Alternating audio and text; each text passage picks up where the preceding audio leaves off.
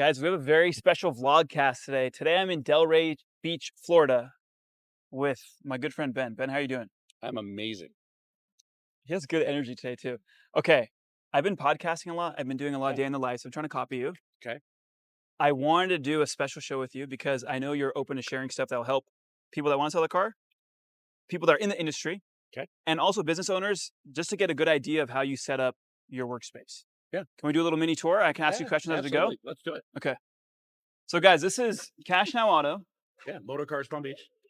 luxury car offer, Yes, sir. and the detail garage. So can you tell the camera what you do? Vehicle acquisition. So we buy cars off individuals off the street. How long have you been doing it for? It's been going on about 3 years now. Do you like it? It's tough. Yeah. I like it, but it's new. So I've been in the car business almost 20 years. Yeah. But private vehicle acquisition is way different. Yeah. It's a learning process, right? Yeah. So there's just like any business, it's a new business and it's an undiscovered, untapped business. I'd say there's Yeah. other people that do it, but there's a lot of ways to perfect it. And not to give you some credit, Sure, really quick, meeting you was a huge yeah. No, he's really helped propel private party acquisition. So if you're in another market than mine, because you don't want to step on my toes. Yeah, you can't. You actually are not allowed to step into his market. So, He runs but market. if you're in a different market, I would definitely consider hitting him up because it's a game changer. But again, not trying to sell him. You have to have the right things in place. You can't put all your eggs and say, Yeah. do this. You got to make sure you have the right capital.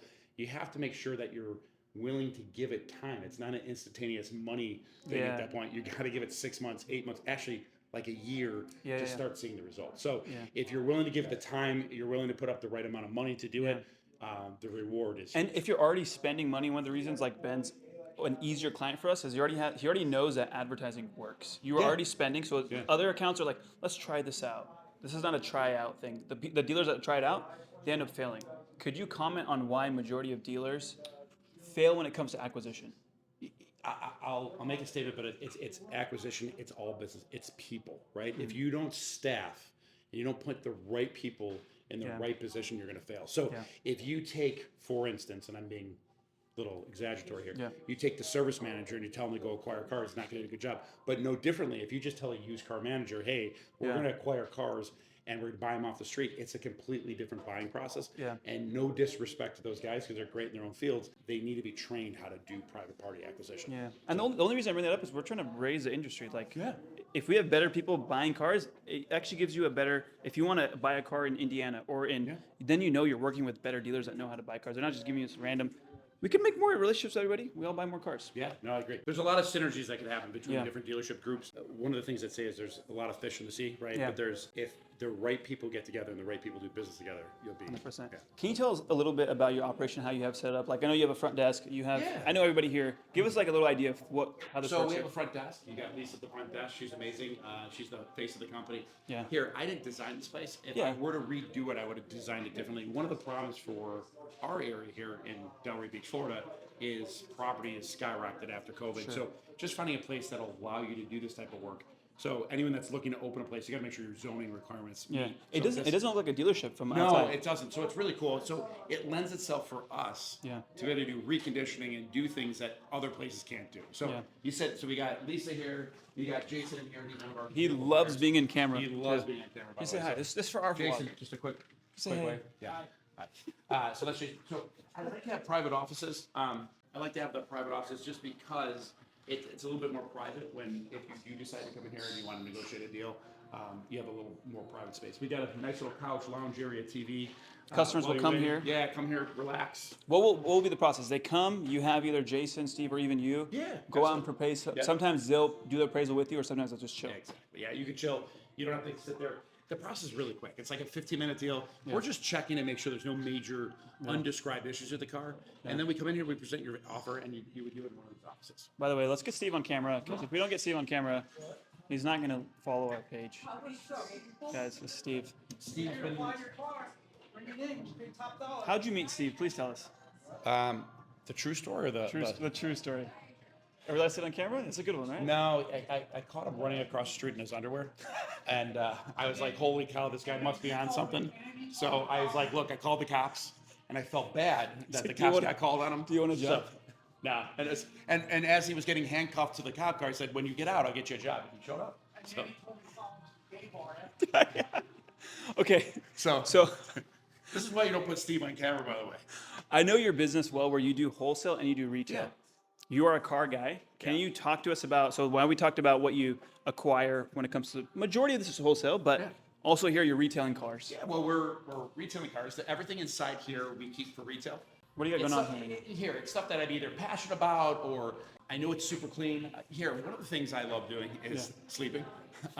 And I love to be able to sleep well on my pillow. So I know when I'm sleeping, I didn't choose my terminology, I didn't screw anyone. So anything that's in here, I know intimately that it's a good vehicle and we'll take care of our clients. Yeah. By the way, why Florida? You used to be in Chicago. Yeah. And you moved to Florida. And by the way, guys, you guys know I'm the biggest Florida hater ever. I went to Delray Beach today. I took my shoes off and my socks and I went in the water. Yeah, we have to talk about that because you should probably get new socks, but that's a whole different conversation. Guys, look at this, Maddie. These are toe socks. Oh my God! The fact that you're putting that on TV. I wear toe spacers. It keeps so I don't have bunions. I keep them straight and keep strong running. Honestly, we might have to end this video. What's wrong with that? We might have to end this video. What's wrong with it? I wear toe socks. Can you believe this? Like, I legit do. What's wrong with toe socks? No disrespect to anyone watching. You probably have to watch him because he's so out there. And the crazy part is he sets the bar like he's the norm. It's anyone when you watch this do you video, have bunions? Please in the post, guys, please post how many men wear toe socks. If you guys have, please comment of what is he a real man wearing toe socks? I'm not even going to show you my socks because they're probably dirty. No, and you're wearing anklets. You're wearing anklets. Show them the socks, please. Show us, please. We want to take it out. No, I'm not taking it. This is weird. This got out of context. I'm not doing videos like this. Continue. What else? So this is my inventory. That guy's badass. He does PPF film for cars. What? Let me just tell you why. Let me explain because I talk about health and wellness. If you have, I don't want to talk about these socks. Let me tell you. Are we doing a video? No. Hey, hold Jason, on. come here for 1 second. Show Jason your socks and tell me he's not special. Is this bad? Toe socks? No, I have socks. No, these are socks. Toe socks. No, I wear toe spacers, which it strengthens. It strengthens the arch of your foot, and when your feet. Holy hold on. Cow, Why do you need such strong arched feet? No, because we have bunions that run in the family. So when your big toe doesn't operate properly, your muscles from your glutes, from your hamstring, they don't fire. Yeah, so you could actually have back. You can get back pain. Are you selling these socks? I'm not. Are you in the sock business now? How did that come up? I don't even know how that came in. You just went on a sock tirade. Did you go on a sock tirade? Chicago? Oh, the beach. I went to the beach.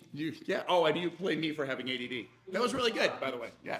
So I know you're asking me a question. I have a question for you. Okay, go ahead. You have a brother? Two brothers. Yeah. Any sisters? Two sisters. Two sisters. I'm the fourth child. Youngest? Fourth. Number 5 was my younger brother. Okay. Yeah. How are you perceived within the family? And how many of them have those weird socks? My younger brother does now too. My older brother wears toe spacers. I don't think he wears a toe socks. Okay. I am the black sheep. I am the weird one for sure. But I'm okay with that. So you're okay with that? Yeah. Okay, continue. You can go ahead. Okay, why did you move from Chicago? For multiple reasons. One is I just happen to like boating. I like the sun. I don't really like cold weather unless it's for snowmobiling. But frankly, I came down here for the auctions and I didn't realize I had quote unquote my own outdoor seasonal blues. It's gray. There's salt. It's dirty. The grass dies. It's gray. It's miserable. So. But you don't like the food here. Yeah, I'm starting to like it a little better. Here, it just like I didn't know this. Probably gonna get your blood changes here. Meaning now I go back to the cold. I'm freezing. Right. Before I used to be able to tolerate it. I'm warming All up our to health the food. experts, please let us know if your blood changes when you're Yeah, my blood changes, by the way. It might explode. His office is what, 50 degrees, 55? Yeah. Is it? What is it at? No, 60, 69. It's extremely. I nip hard. There, it's. Do your toes nip too? No. Okay. It's just making sure. But I don't know why it's so cold. It's gonna be a weird video, by the way. It's And I totally want to fine. make sure that I was not a part of this weirdness. It's all on him. This is also why we get along really well, because he's a character himself. I get along with characters. Okay. Good. By the way, guys, he's one of the nicest guys I ever met. He has this he puts on this You just wish you could do this. He's a nice guy. You wish you could do this. It's good. Okay, you moved from Chicago to Florida. Yeah. Because of the auctions. Yeah. I mean, you're getting some seasonal blues, and now you moved the business to Florida. Yeah, absolutely. How would you compare the market from Florida to Chicago? It's completely different. Now, Chicago has a really high-end car market. Yeah. This market it's It's crazy. Yeah. Just the amount of money that's physically here, it just opens up the door to do so much more business. Yeah. Okay. I want you to share a secret, not a secret, but I know that you know how to make money in the car industry when it comes to acquisition. Yeah. I know how you buy cars private and at auction. Is there any tip or trick you can give a dealer where like, yo guys, you're stupid if you're not doing this? Or like, guys, this is easy. Can you break down something where you're I'm going to just say it's not hard, but it's not easy. So that's, I guess, going to be my tip. And it's a weird one. Okay. But repetition, right? You can't give up. Like, I guess the thing that I see a lot of guys do, they set it up, they spend a few bucks. You have to be patient, but you have to be persistent, right? It's, the old story that the squeaky wheel gets the grease. So Never heard that. You haven't heard that? The The squeaky squeaky wheel gets the grease, The right? squeaky wheel. Yeah. Okay. All right. You're So, right. Okay. All right. So if you call somebody and they say, "Oh, I'm not interested right now," you have to not close the door right there. You have to say then, "Okay, well, when are you ready to sell it?" Or just ask questions that are rhetorical and make sure you keep the dialogue open. This is sales 101 for anything. Yeah. It's really easy to say no, right? There's a movie, and I can't remember the name, but there was a line in the movie where it says a sale's being made, right? Mm-hmm. So either you sell them or they're going to sell you. 100%. Right? So in that context, like you're calling to buy their car, right? Yeah. They may not be in the mood. Maybe they just got to fight with their spouse, whatever it might be. Yeah. But if you don't follow up tomorrow and the next day and the next day and stay relevant and stay there until they tell you, I've sold my car, you're not going to be successful. So setting up a CRM software to make sure that you have buckets that. And even when you do that, continue to work on like one thing that we do, he'll get on me, we'll all work together to figure out, yes, you could have CRM, but you got to make it better. Things are always changing. Yeah. And unfortunately, like here, some people hate technology. Yeah. I'm a believer in sometimes technology can clutter it, so you can have over technology. Sure. But there is a point where embrace it. Like use technology that's there, but use it to your advantage, right? There's nothing that's ever going to replace. I don't care what anyone has to say. AI is not going to replace the world. There's still something about the human touch, human element. Physically, two people can bond. The computer can't do that, but use the computer to make things simple. Yeah. So again, the CRM software, adjust the CRM and always change things to make the customer experience better. And also your employee's experience better, right? A happy employee, an employee that thinks they're being more productive is going to result in higher profitability. 100%. Can we walk this? You want to see my office? Yeah. Where do you think the industry is going when it comes to acquisition? Obviously, there are companies like CarMax, Carvana, where they do like no human intervention. Then you have companies like you, and then you have like a regular dealership route. Where do you think in the next year, obviously we have a lot of AI going, where do you think acquisition is going? Do you think industry is going to get softer? Do you feel like, hey, we're gonna like? I think that's a loaded question. There's a lot to answer there. Acquisition, so right now, there's still a shortage of inventory. There's not enough lease returns. There's not enough vehicles passing through auctions, and so forth. So there's such a demand and such a need for vehicle acquisition. But that said, is the smart dealers, especially dealers that have dealer groups, if they were to set it up correctly, they should be setting up a central buying system.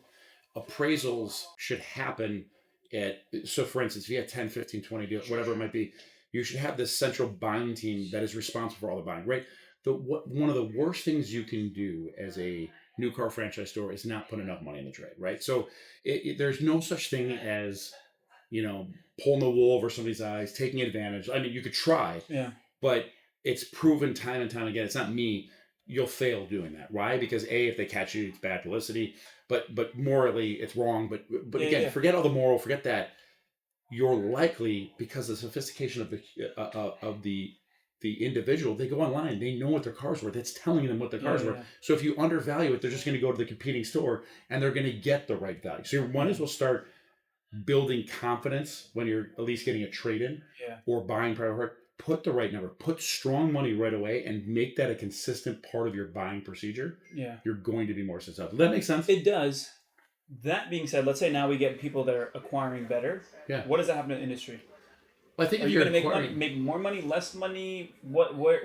Where is it? Is acquisition still going to be a good business model a year from now? I think it's a great business model for the next 10, 15, 20 years. And I'm going out far. It's because it takes a lot of upfront work to set up vehicle acquisition. It does. And by the way, even these auto groups, if they, like you said, a year, like if you spent 18 months to actually, it's very difficult to build it. If you think about when you started to now, it's very capital intensive. Correct. Hiring the people, getting the right software, even in the beginning, building the brand from scratch.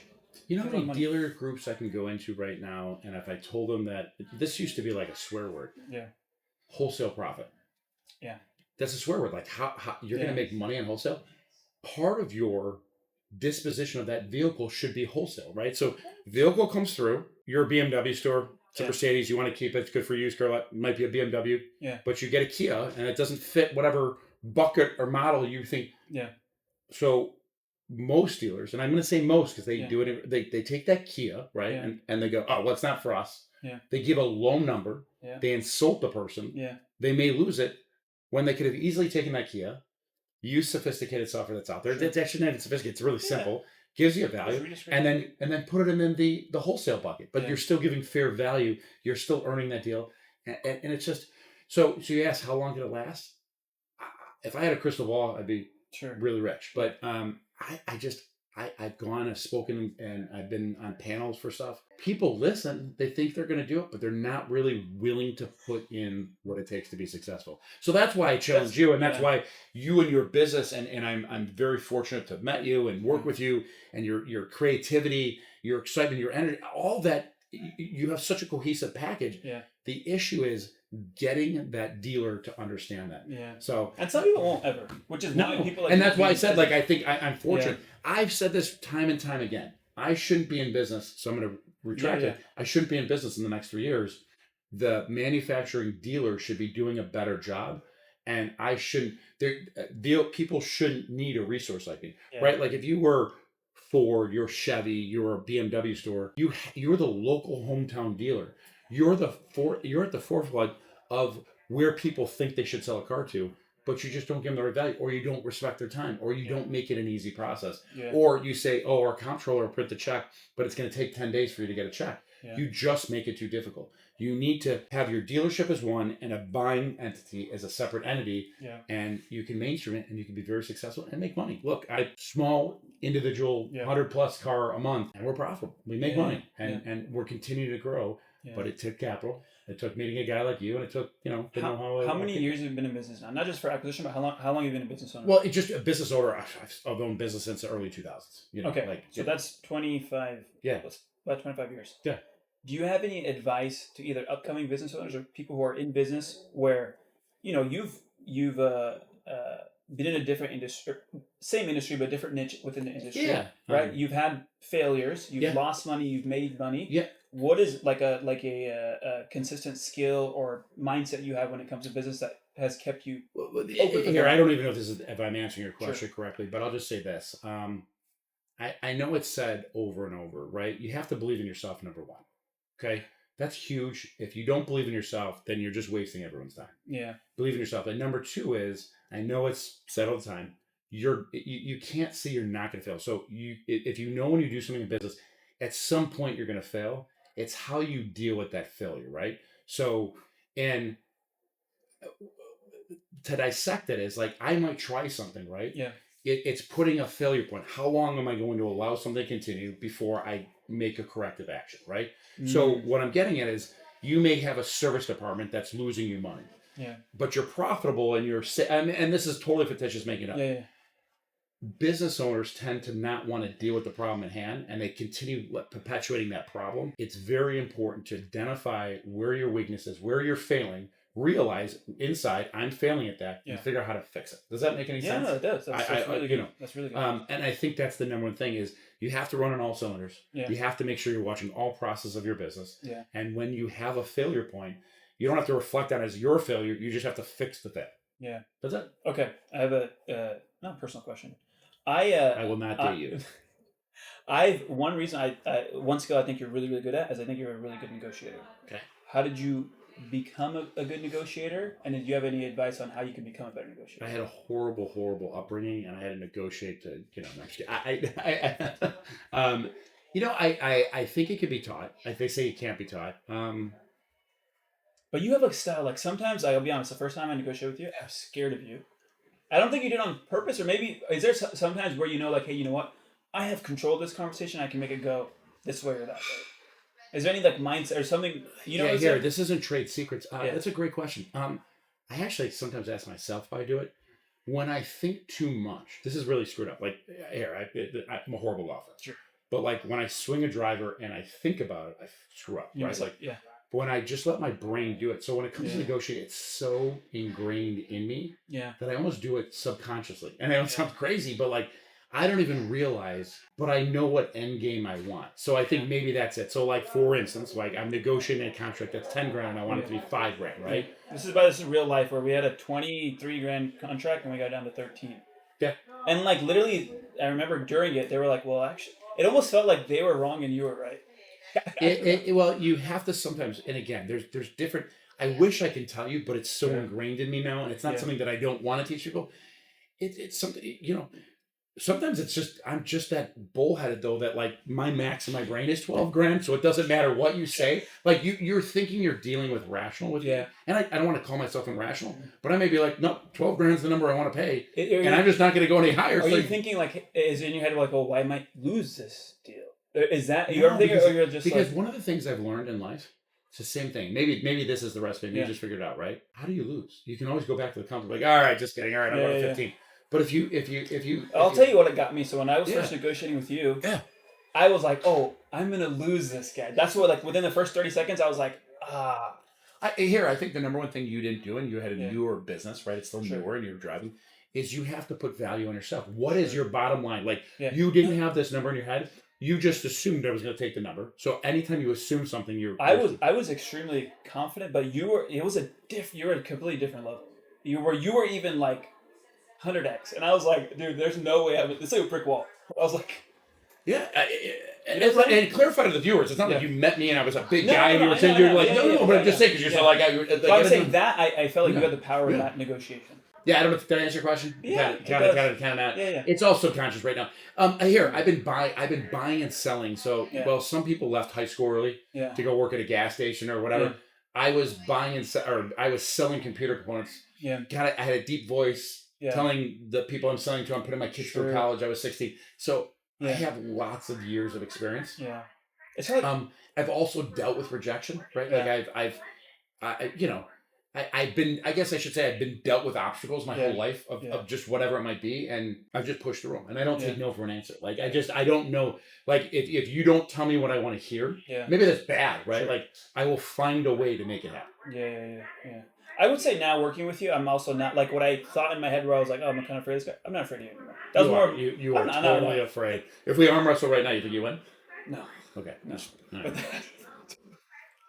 Okay. Thumb war? No. By the way, I offered to play golf today, and he was money on the line, and he said no. Okay. Yeah, because he would lose, and I don't want to take money from my friends. Okay, last question. Yeah. You ready? Yeah.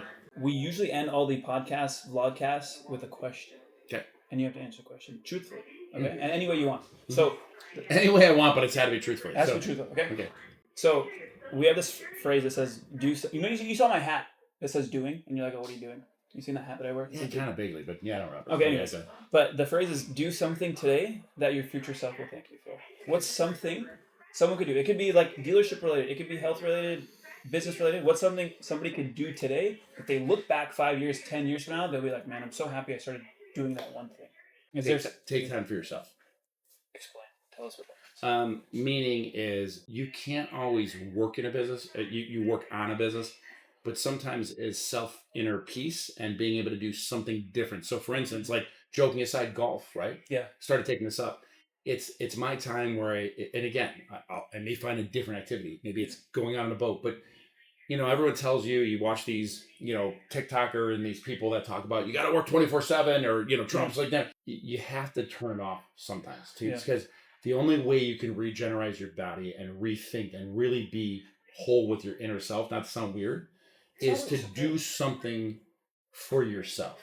Something, here, your sole interest can't just be making your company better, right? Like I want my company to thrive. I dedicate so much time here. What people don't know is like there's days I used to get up at 4 a.m, come to work. I wouldn't leave till 11 at night. I didn't see my kids. I don't do that. Not because I don't work as hard. I just work differently. But I make sure that I find time for me. And it's not me specific.